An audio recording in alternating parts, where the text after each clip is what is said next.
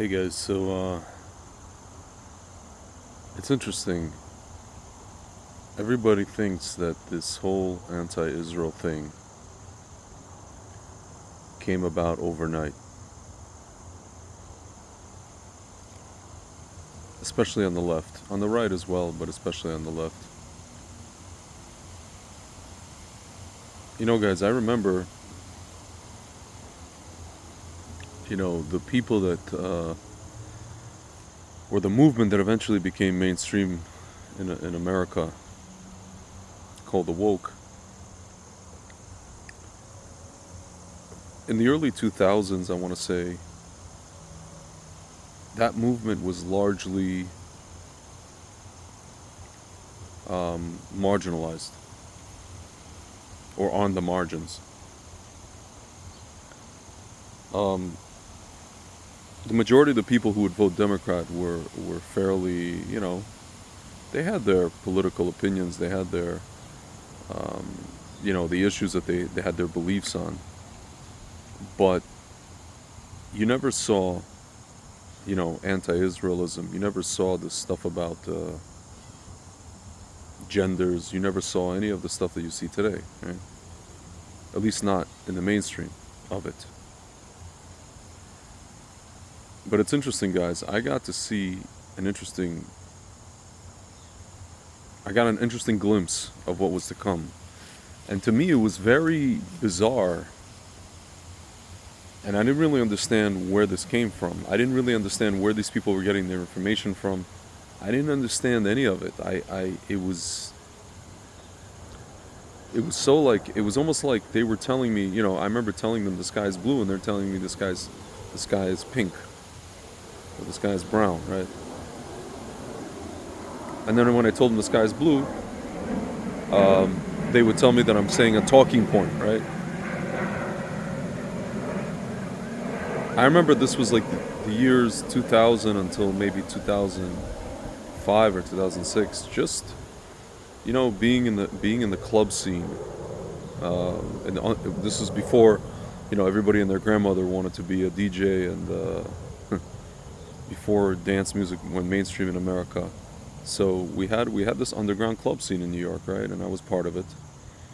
And I just remember people like arguing with people. It was mostly on message boards, but also in person. Arguing with people about this whole Israel thing, and I was just wondering where they got their information from, right? And then I started to realize a lot of these people were, let's say, if they were white,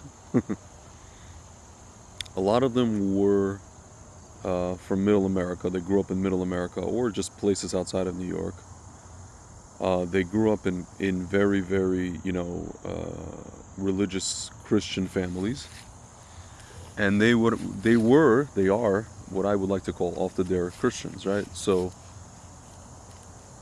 what happened was a lot of them went to university, and some professor got to them, or a number of professors got to them, and so they basically took the ideology they learned in university,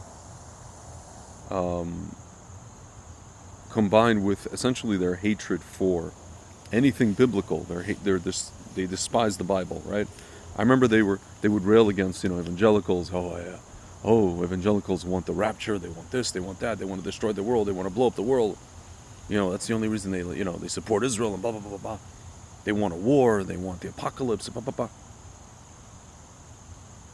It's funny, my friends. Like, these people didn't believe in God. They were atheists. They didn't believe in the Bible. But at the same time, they kept talking about things that are essentially Christian eschatology, right? Mostly, largely. And I heard a lot of that. And I realized that you can't talk to people. Even at that time, I realized talking to these people who didn't really represent the majority of today what we call the left, or the majority of the Democratic Party.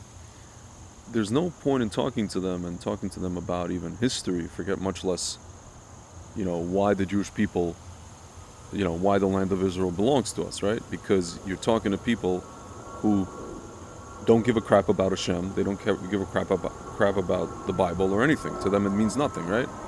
All they know is there's like people who lived in what today is the land of Israel, what the land of Israel always was, and a bunch of Jews came from Europe and maybe even other places and just like kicked them out, right? That's all they know. Again, folks, this is back in 2000, from the years 2000 to 2006. And it was interesting to me because I didn't really understand who I was speaking to, where their ideology came from. I didn't even understand how to speak to them. I didn't even understand why they were saying the things that they're saying.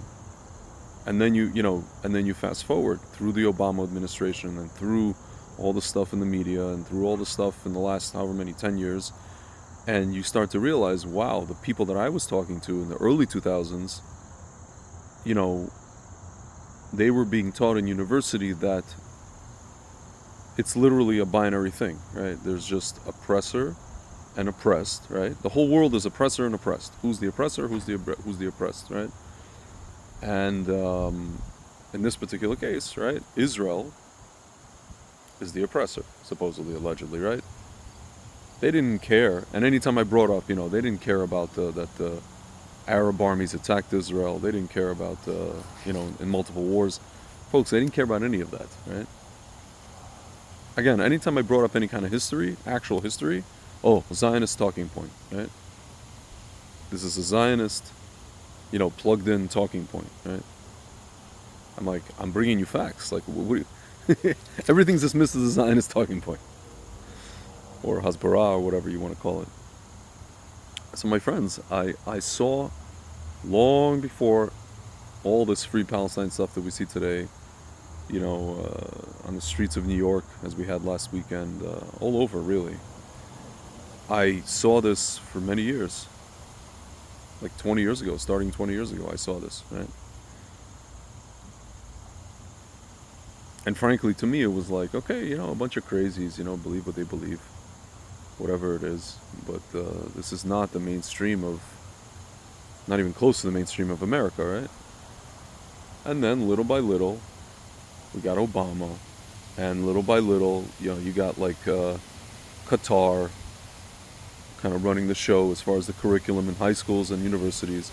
We had these lefty professors, or straight up Marxist commie professors, and then their students becoming professors, and then their students becoming professors. Folks, and lo and behold, we have this situation where now it's people who believe in, like, I don't know how many genders, who are screaming Free Palestine, right? The same people that, again, we know this, right? The same people that would get thrown off rooftops in Gaza, right? Like, we've gotten to the point of just absurdity, right? Well, my friends, I gotta tell you, when all this started rearing its ugly head, I wasn't really surprised. I wasn't really surprised. Because I got a first-hand glimpse of it, 20 years ago, 25 years ago. And again, I didn't really know. To me, it was like, I don't know, it was just bizarre talking to these people. It was like something, when you know a fact, right? So I guess when you know a fact, or when you know the sky is blue, and you're coming to tell a bunch of people the sky is blue, and then they're telling you, well, no, it's not blue. And then you start asking them, like, where are you getting your information from? Folks, some of them would post links about, there was actually one or two guys, they were posting links about, the Khazarian Empire, which was kind of weird. I was just like, where are you getting this from? And then I would go to these websites, I would see like, some like anti-Semites posting stuff about Khazarian Empire, and and then I would see stuff about, like, obviously that's when I first started seeing like slander of the Talmud, and like taking Talmud out of context, which was kind of weird. There was already a horseshoe back then, my friends, of leftists, but also like It wasn't even the woke right. It was just people who hate Jews, right? Um, the whole thing was bizarre. It was just like, it's funny. You grow up as a Jew. You grow up in the Jewish community, and then people from the outside of the Jewish community bring you something that literally has nothing to do with anything, like with anything, like that's not even a fact. And they claim to know more about your experience or your community more than you do. The people who have never been to Israel, for example, right? People who never read the Torah, people who never read anything, people who don't know anything. People who don't, or if they have, they have such a disdain for it, and they have such a hatred for it, right? It's funny, they never claimed, some of these people never said, like, I can't say that they hated Jews, right? On a personal level. To them it was just, and they would always make that argument, it's not anti-Semitic to hate the state of Israel, or it's not anti-Semitic to be anti-Zionist. And at the time, I didn't really know how to argue with them. I didn't really know what to say to them. I'm just like, I would just tell them, I'm like, listen, guys, I mean, we have our own land. Every group of people has its own land. What's the problem, right? Meaning, we came back to the land before the state. I would tell them, as the information we all know, right? We bought land, and then we were attacked, and then we defended ourselves, right? And then the people who attacked us and lost claimed that they have what's called a Nakba, right? They claimed that it was a tragedy for them. Yeah, it was a tragedy that they didn't get to kill us, right? My friends, it was just, I don't know, just hearing all that stuff was astounding to me. It was like, again, I didn't think these people hated me personally, like, because I'm a Jew. I just think they didn't really, I don't know where they got the information from. It was really bizarre, right? And then I remember, and then Obama got elected, and then we just started, and it was crazy because most of, a majority of the Jews voted for Obama. Even pro-Israel people voted for Obama. They were so happy to vote for him. They were so hopeful. They were so, hope and change and all that stuff. And then, he started like with this whole two-state solution thing. He started with the whole, giving away, what is it called? Going back to the 67 lines, right? And it was bizarre to see it, right? And then the whole time we were just like, why are Jews supporting this person? Why are they supporting this person, right? And I noticed that Jews were like, oh, he's not anti-Israel. You see, he gives like all these Iron Dome to Israel. Folks, I was saying for the longest time, he gives iron. He doesn't give anything. It's the Congress, right? He just rubber stamps it. And the only reason Israel needs Iron Dome is because Israel pulled its Jews out of Gaza. The Jews out of Gaza, right? That's really the only reason we need Iron Dome. I mean, yeah, we had Iran and all that stuff, but I mean, the initial thing was pulling Jews out of Gaza. So it was just, the whole thing was strange. And then Obama got elected, and then basically we got all these entities empowered. Entities in America empowered, right? All the woke, all the Islamism,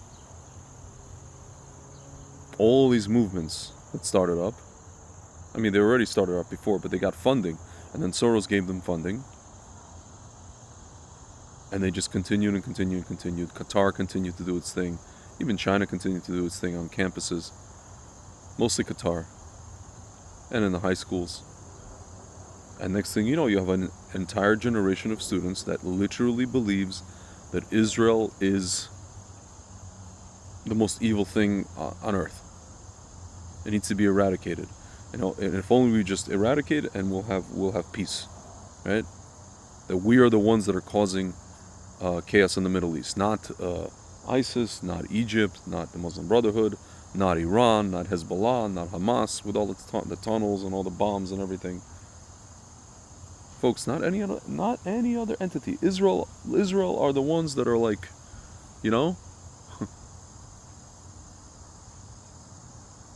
Israel, the ones who give up land, literally in the hopes of getting peace, who give away land, are the ones that make chaos, are the ones that are the murderers, right? This is what kids believe today, folks. But I will tell you this. Honestly, I don't even think it began 25 years ago. I think it began even before that, right? On campuses. I remember watching the movie PCU, and the movie was made in 1994 with Jeremy Piven, right? So probably all this stuff started in the 80s, maybe even in the 70s. And now it's reached it's the fever pitch, it's crescendo. This is why, my friends, ultimately at this point, like I said before many times, the people that I was speaking to 20 years ago, the ones that hated the Torah and hated the Bible, anything to do with Bible, anything to do with God, whatever these people believed, their beliefs became so to speak, the standard in the Democratic Party. It became the standard, right?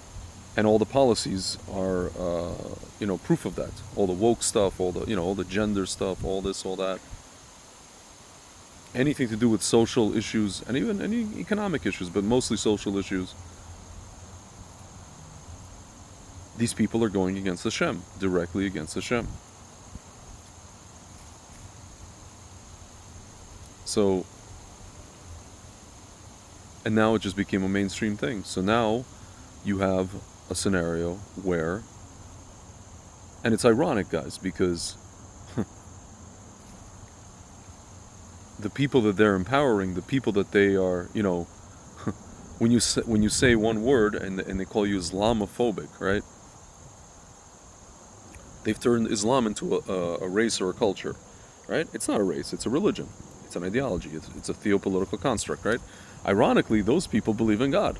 They have their own book, but and the people that don't believe in God support the people that do believe in God, but a whacked out, theopolitical kind of jurisprudence interpretation of it, where everybody has to convert or die, right? Folks, it's really bizarre. Like, you had a bunch of people protesting, marching, really, in a parade on Saturday. Free Palestine. Half of them were saying down with America. And they're screaming Allahu Akbar, right? They believe in God, or they think they believe in God.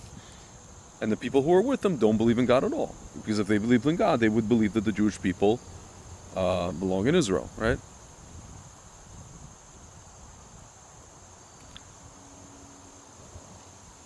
Folks, this is not going to end well for them.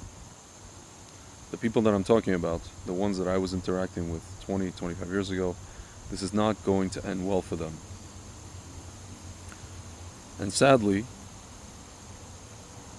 the ones that I was talking to, the ones in New York, they and others like them and the younger versions of them are going to vote for a certain person to become mayor of New York.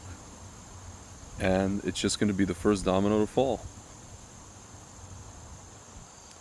And frankly, guys, it's going to be high time for us. It's already high time for us, I think, to get out of Dodge. Because in the end, guys, once New York falls to this entity,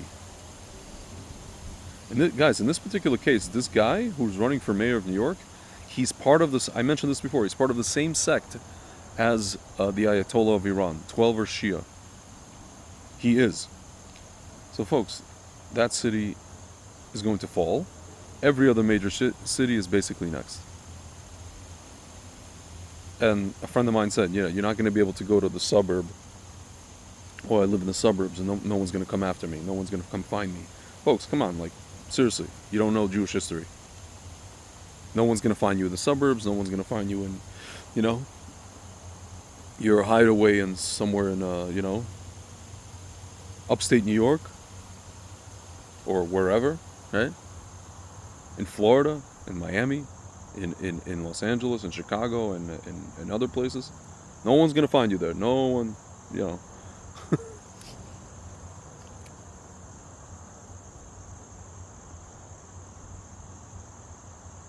Folks, I mean, this is something that began many, many years ago.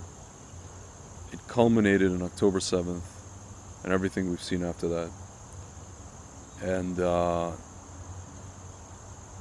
I don't know if it's going to be reversed. It probably will not be reversed. There's too many of them at this point. On social media, there's too many of them. Whether from left wing or even right wing. Right wing. They're not even right. I can't even call them right wing. Right? And folks, I mean, the president that America has now, he's just kind of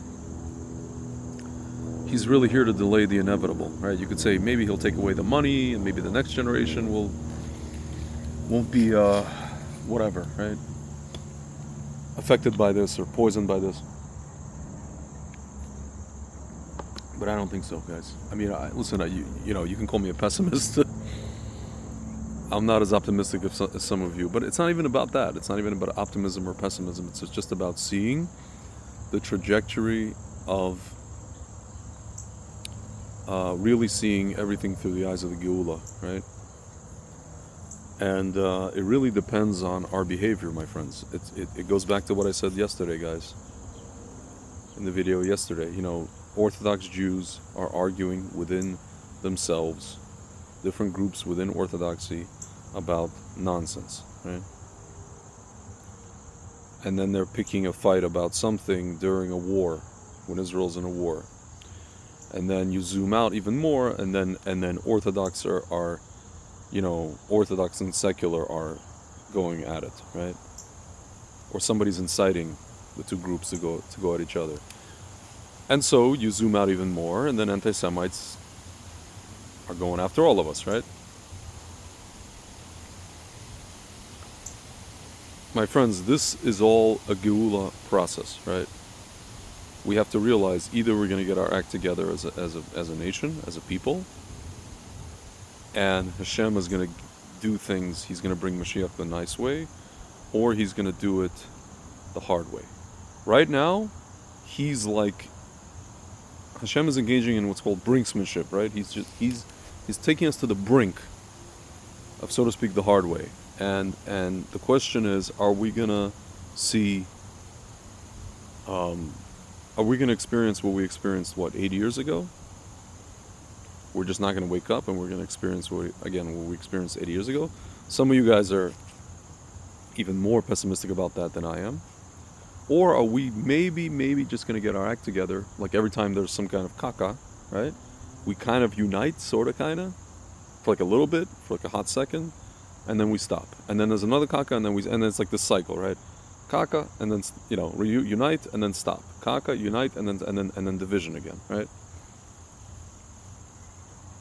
So the question is, guys, how much more kaka do we need? You know? Because Hashem doesn't want to cause another Shoah, God forbid. He doesn't want to cause another mass, like, you know, Khmelnytsky thing, or pogroms or inquisitions. He doesn't actually want that. These are mechanisms, guys. These are mechanisms that he put in.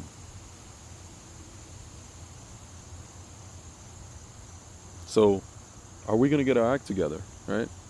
Really, if you ask me, it starts just within the Orthodox community, just within the people who are keeping Torah. That's where it should start. It should start with just.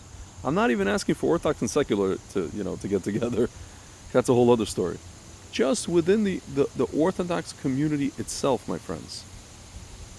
Like I said, this guy versus this guy, Chabad versus this guy, Litvak, Sephardi versus Ashkenazi, these guys versus those, you know. The guys who support the state of Israel, the guys who don't support the state of Israel, but live in the state of Israel, you know, pay taxes to the state of Israel, don't pay taxes, serve in the army, don't serve in the army, learn this Torah, learn that Torah, don't go here, don't go there, live here, for Aliyah, against Aliyah. My friends, within these groups that I just described, people have to come together. The people who claim to be, coming in the name of Hashem, the people who claim to be having so to speak, a relationship with Hashem, the people who wear the costumes have to, at least though that group has to come together. These different groups, right? And I understand, all the jokes about 2 Jews, 3 opinions, and all that stuff. The tribes, blah, blah, blah. My friends, we don't have tribes no more, okay? I've heard people tell me, well, Tzvi, we have tribes. We've always been tribal. 10 of them are lost, guys. We ain't got it anymore. We don't even have leaders anymore. We don't have a Sanhedrin. We don't have a Nasi, right? Yehuda HaNasi or whatever. We don't have leaders anymore. All our rabbis have croaked, have gone to the next world, have dropped like flies, right? I don't want to use the word croaked, it's disrespectful, but our rabbis have left us. We don't have any more big leaders that the entirety of Klal Yisrael recognizes as the leader of, at the very least, Torah Jews, if not all Jews, right? We haven't had that in like 30 years, guys. Over 30 years. We're lost. We're orphans, right? We've been orphans for 30 years at least, if not more. So now we're in a situation what I like to call, the what do they call that date? The date on the milk. We're in an expired milk situation, right? Past due. Mashiach is past due, my friends. He's been past due. We were supposed to get Mashiach.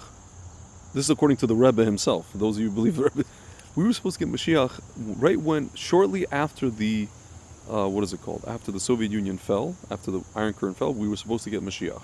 Everybody thought that was Mashiach already. That's it. We didn't, for whatever reason. So, my friends, now we're here. 5785, almost 5786. A little over a month to go. And New York's about to get a Shiite 12th Imam believing mayor. And the most Jewish city in the history of the world outside of Israel. And a lot of people believe that the Jewish people don't belong in Israel. So, if these people believe that we don't belong in Israel, and they're here to drive us out of all these large cities, we might as well go to Israel. Not only go to Israel, we might as well unite. We might as well stop bickering about nonsense, including who's going to go to the army, right?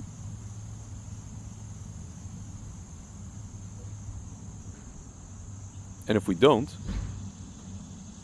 Hashem is going to make us. And if you don't believe me, open up Jewish history. Folks, we just had Rabbi Beryl Wine pass away. He was the foremost historian, a blessed memory. A blessed memory. Go look up his books. He has a whole set of books, Jewish history books. I forget the name. It's like a 3-volume set. Just open those books. Just read some basic Jewish history through the ages, guys. Starting from the Greek and Roman period until and then through the Middle Ages and then through today. Just read, guys.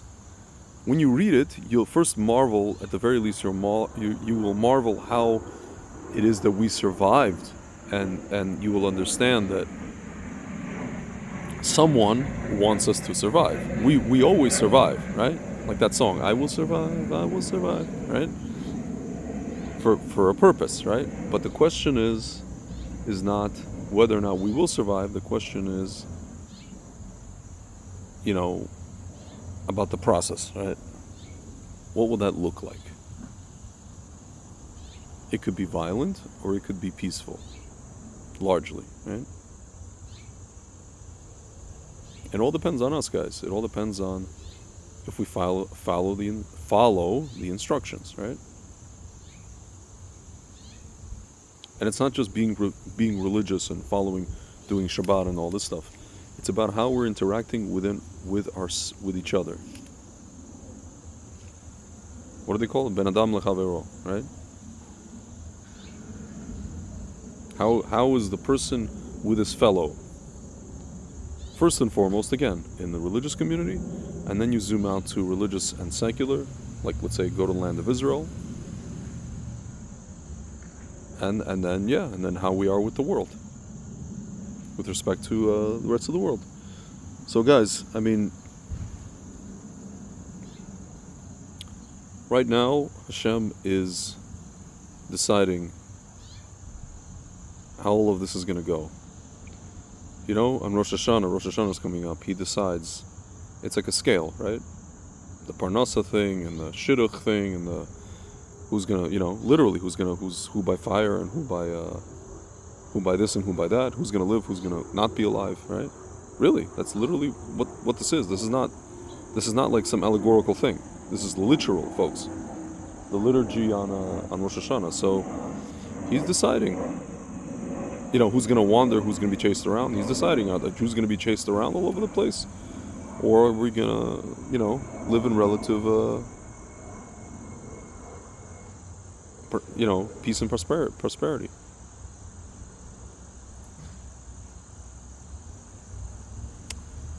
So, my friends, it's really up to us. It's really, really up to us. And if we don't remember what's what, then our enemies, just as they've been reminding us for the last couple of years, they will continue to remind us.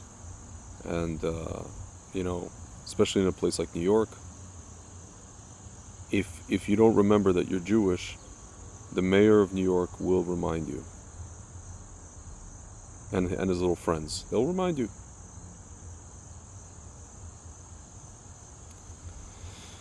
That's it, guys.